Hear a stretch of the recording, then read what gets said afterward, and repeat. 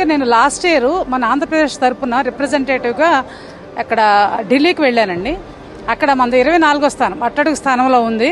మేము చాలా విషణ వదనాలతో చాలా అవమానకరంగా బయటకు వచ్చాం.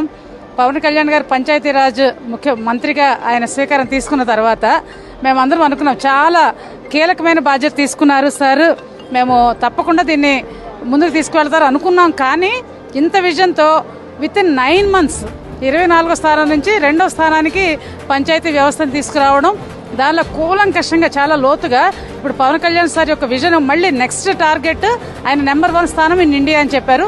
దానికి తగ్గ వర్ష ప్రణాళిక కూడా మాకు అందించారండి. మేమందరం కూడా we are so proud of him, so proud of to be Andhra Pradesh అండి. నెక్స్ట్ మేము సర్పంచెస్గా వచ్చి 4th year. ఫస్ట్ 2 years మాకు ఫైనాన్స్ లేదు, చాలా ఇబ్బంది పడ్డాం. ఢిల్లీకి వెళ్ళి అక్కడ మినిస్టర్స్ని వాళ్ళని కలిసాము. వాళ్ళు కూడా ఇక్కడ మీకు సఫిషియెంట్ వ్యవస్థలో CFMS